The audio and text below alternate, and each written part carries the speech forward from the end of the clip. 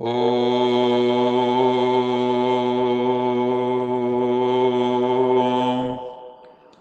शांति।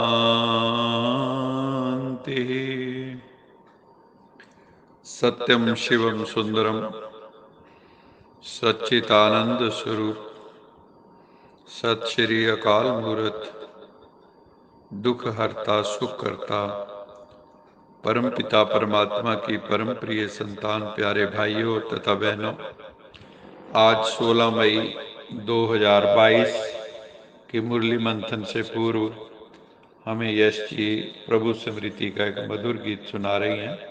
यश जी। ओम शांति। मन लागो मेरो यार फकीरी में, मन लागो मेरो यार फकीरी में। जो सुख पाऊं राम भजन में, जो सुख पाऊं राम भजन में, सो सुख नाही अमीरी में। मन लागो मेरो यार फकीरी में।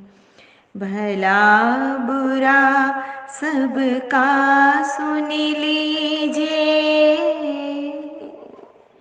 भला बुरा सबका सुन लीजिए, कर गुजरान गरीबी में, कर गुजरान गरीबी में। मन लागो मेरो यार फकीरी में। प्रेम नगर में रहनी हमारे, प्रेम नगर में रहनी हमारे, भले बनी आए सबूरी में। मन लागो मेरो यार फकीरी में। हाथ में कुंडी बगल में सोटा, हाथ में कुंडी बगल में सोटा, चारों दिशा है जगीरी में, चारों दिशा है जगीरी में। मन लागो मेरो यार फकीरी में। आखिर ये तन खाक मिलेगा, आखिर ये तन खाक मिलेगा, कहाँ फिरत मगरूरी में, कहाँ फिरत मगरूरी में। मन लागो मेरो यार फकीरी में। कहत कबीर सुनो भाई साधो, कहत कबीर सुनो भाई साधो, साहब मिले सबूरी में। मन लागो मेरो यार फकीरी में। मन लागो मेरो यार फकीरी में। जो सुख पाऊं राम भजन में, सो सुख नाही अमीरी में। मन लागो मेरो यार फकीरी में। मन लागो मेरो यार फकीरी में। आज की मुरली का सार है एक परम पिता परमात्मा की संतान होने के नाते सारा विश्व एक कुटुंब की तरह, एक फैमिली की तरह है। इसलिए कहा भी जाता है वसुधैव कुटुंबकम। भगवान शिव कहते हैं, मीठे बच्चे, तुम सब आत्माएं ईश्वरी फैमिली के हो। ईश्वरी फैमिली का लॉ है भाई भाई की दृष्टि, वृत्ति और व्यवहार रखना। प्रजापिता ब्रह्मा की संतान होने के नाते हमारा ब्राह्मण कुल है, और ब्राह्मण कुल का लॉ है भाई बहन की दृष्टि, वृत्ति और व्यवहार रखना। इसलिए किसी भी स्थिति में विकार की दृष्टि तुम बच्चों की हो नहीं सकती, क्रिमिनल आई हो नहीं सकती। आज की मुरली का प्रश्न है, ये संगम युग कल्याणकारी युग है, कैसे? इसी संगम युग के समय परमपिता परमात्मा शिव बाबा अपने लाडले बच्चों के सन्मुख इस धरा पर उपस्थित होते हैं और फादर, टीचर, सतगुरु का डिवाइन पार्ट बजाते हैं। यही कल्याणकारी समय है जब तुम बच्चे शिव बाबा की न्यारी श्रीमत, जो नरक को स्वर्ग बनाने वाली है, जो सर्व को सदगति देने वाली है, उस श्रीमत को तुम बच्चे जानते हो और उस श्रीमत पर चलते हो, और उससे तुम्हारा जीवन श्री लक्ष्मी श्री नारायण जैसा हो जाता है। दूसरा प्रश्न है, तुम बच्चों का सन्यास, सतो प्रधान सन्यास, कैसे? तुम बच्चे बुद्धि से इस सारी पुरानी दुनिया को भूलते हो। तुम इस सन्यास काल में सिर्फ परम पिता परमात्मा, सत्यम शिवम सुंदरम और उनसे प्राप्त होने वाले सुख शांति के वर्षे को याद करते हो।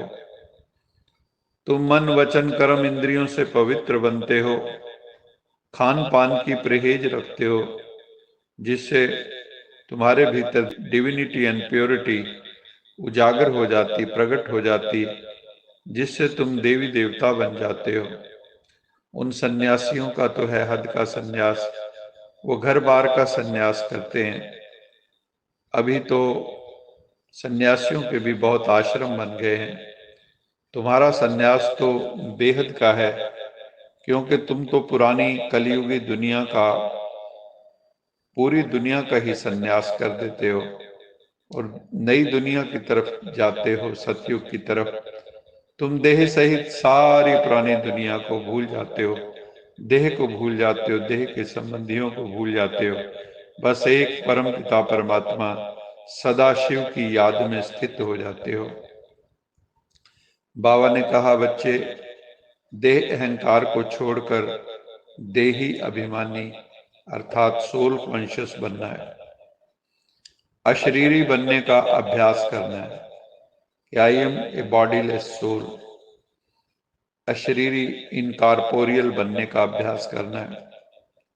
सोल कॉन्शियस बनकर गॉड कॉन्शियस बनना है। इस सृष्टि ड्रामा को यथार्थ रीति समझकर पुरुषार्थ करना है। ड्रामा में होगा तो पुरुषार्थ कर लेंगे, ऐसा सोचकर कभी भी पुरुषार्थहीन नहीं बनना है, क्योंकि इस ड्रामा का लॉ है पहले पुरुषार्थ फिर प्रारब्ध, पहले क्रिया फिर प्रतिक्रिया। To every action there is equal and opposite reaction. इसलिए पुरुषार्थहीन नहीं बनना है। पुरुषार्थहीन शेर के मुख में शिकार स्वयं आकर प्रवेश नहीं करता, ये हमें याद रखना है। मुरली का वरदान है, संगम युग के महत्व को जान, श्रेष्ठ प्रारब्ध बनाने वाले तीव्र पुरुषार्थी आत्मा भाव। संगम युग छोटा सा युग है, इस युग में ही परमपिता परमात्मा के अलौकिक साथ का अनुभव होता है। संगम का समय और ये जीवन दोनों ही हीरे तुल्य हैं। तो इतना महत्व जानते हुए एक सेकंड भी साथ को नहीं छोड़ना, प्रभु के साथ को। सेकंड गया तो सेकंड नहीं, लेकिन बहुत कुछ चला गया। सेकंड की भी वैल्यू है।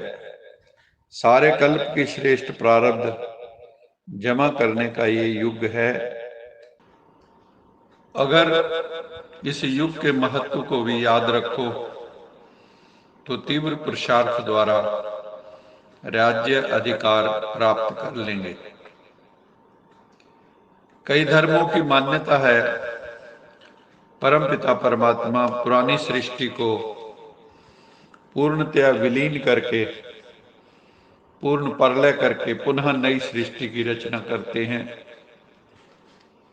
सूर्य, चांद, सितारे, पृथ्वी कल्पांत में सब समाप्त हो जाते हैं। उनकी रचना दोबारा परमात्मा करता है। शिव बाबा ने स्पष्ट किया है कि मैं नई सृष्टि की रचना नहीं करता हूं, अपितु पुरानी सृष्टि को नया बनाता हूं। ज्ञान और योग की शक्ति से ये विश्व कलयुग से सतयुग में बदल जाता है, वर्ल्ड रिन्यूअल हो जाता है। परमपिता परमात्मा भारत को नरक से स्वर्ग बना देता है। उसका यादगार परमपिता परमात्मा के अवतरण का सोमनाथ का मंदिर कितना शानदार बनाया है। भारत में एक देवी देवता धर्म था और कोई धर्म नहीं था, जिसे आदि सनातन देवी देवता धर्म कहते थे। अभी तो वो दिखाई नहीं देता, उसकी बजाय हम लोग हिंदू धर्म कहते हैं। वास्तव में है आदि सनातन देवी देवता धर्म। बाकी सब धर्म बाद में आए हैं, वो तो ईसा पूर्व 500 ईस्वी पूर्व ही आए हैं सब। उस समय बाकी सब धर्म की आत्माएं सतयुग त्रेता में निर्वाण धाम में प्रभु पिता के पास रहती हैं। परम पिता परमात्मा सतगुरु बनकर मुक्ति, जीवन मुक्ति का वर्षा हम सब आत्माओं को देते हैं, परंतु ये किसी को पता नहीं है इस बात का कि परमात्मा सतगुरु बनकर वर्षा कैसे देते हैं, क्योंकि अभी तो सब माया के बंधन में है, 5 विकारों के बंधन में है। कहा भी जाता है तुमरी गत मित तुम ही जानी, नानक दास सदा कुर्बानी। ईश्वर की गत मित न्यारी है, उनकी गति करने की जो मत है, श्रीमत, वो बिल्कुल न्यारी है। ये भी सिद्ध होता है कि परमात्मा आते जरूर हैं। अंतिम काल में सब कहेंगे ओहो प्रभु तेरी लीला अपरंपार है। तुम अब कह रहे हो कहो प्रभु तेरी इस नरक को स्वर्ग बनाने की मति जो है, मत बड़ी न्यारी है। तुम जानते हो अब हम सहज राजयोग सीख रहे हैं। बाबा खुद कहते हैं लाडले बच्चों, मैं तुम बच्चों के ही सन्मुख आता हूं। मैं सुप्रीम फादर टीचर सतगुरु हूं, तुम्हें नॉलेज देता हूं सृष्टि के आदि मध्य अंत की, और कोई भी सृष्टि चक्र की नॉलेज को दुनिया में दे नहीं सकते, क्योंकि सब हैं रावण की मत पर, आसुरी रावण मत पर। सब में 5 विकार हैं, कोई भी बचा नहीं। साधु संत महात्मा कोई भी हो, सब में कोई ना कोई विकार की पराकाष्ठा है। तो सब में जो है 5 विकार हैं, उसमें भी देह अभिमान या अशुद्ध अहंकार सबसे बड़ा है। बाबा कहते हैं देह अहंकार को छोड़कर सोल कॉन्शियस बनो, अशरीरी बनो। तुम मुझ बाप को भूल गए हो, क्योंकि ये एक तरह का भूल भुलैया का खेल है। अब बाबा कहते हैं मैं इस दुनिया को शिवालय बनाने आया हूं। शिवालय है स्वर्ग, जहां देवी देवता ही रहते हैं। ये ज्ञान जो बाबा हमें दे रहा है ये फिर लोप हो जाएगा। सतयुग त्रेता में ये ज्ञान नहीं रहेगा। मनुष्य मनुष्य की सदगति कभी कोई कर नहीं सकते, क्योंकि सब बंधन में। अल्पकाल का सुख सब एक दूसरे को देते रहते हैं, ज्यादातर तो दुख ही दुख है। सतयुग में तो दुख का नामो निशान नहीं होता, नाम ही है स्वर्ग सुख धाम। बाबा कहते हैं आप बच्चे रहो घर गृहस्थ में, परंतु इस अंतिम जन्म में शिव बाबा से प्रतिज्ञा करो कि बाबा हम आपका बच्चा हूं। यह अंतिम जन्म मन वचन कर्म से पवित्र जरूर बनूंगा और पवित्र दुनिया का वर्षा आपसे जरूर लूंगा। आज का स्लोगन है सर्व को स्नेह और सहयोग देना ही विश्व सेवाधारी बनना है। स्लोगन सर्व को स्नेह और सहयोग देना ही विश्व सेवाधारी बनना है। विश्व सेवाधारी आत्मा कहो अथवा विश्व कल्याणकारी कहो, वही बन सकता है जिसके हृदय में स्नेह का झरना फूटा हो और जो हर वक्त दूसरों को कोऑपरेट करने की सोचते हैं। तो ऐसी आत्माएं ही नव सृष्टि का निर्माण कर सकती हैं, विश्व सेवाधारी बन सकती हैं। तो इसलिए हमें हर आत्मा को स्नेह भी देना है और सहयोग भी देना है। अच्छा, मीठे मीठे सिकिलद बच्चों प्रति माता पिता बाप दादा का याद प्यार गुड मॉर्निंग। रूहानी बाप की रूहानी बच्चों को नमस्ते। हम रूहानी बच्चों की रूहानी माता पिता बाप दादा को याद प्यार गुड मॉर्निंग और नमस्ते। सदा रहो हंसते, कहीं नहीं फंसते, बन जाओ फरिश्ते, बांध लो अपने बसते, चलो प्रभु के रास्ते। वाहिगुरु जी का खालसा वाहिगुरु जी की फतेह।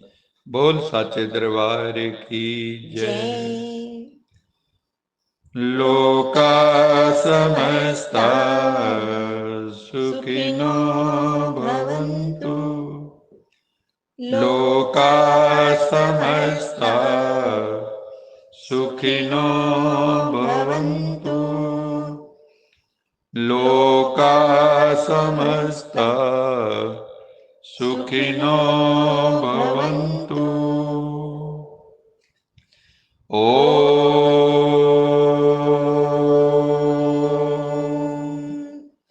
शांति शांति।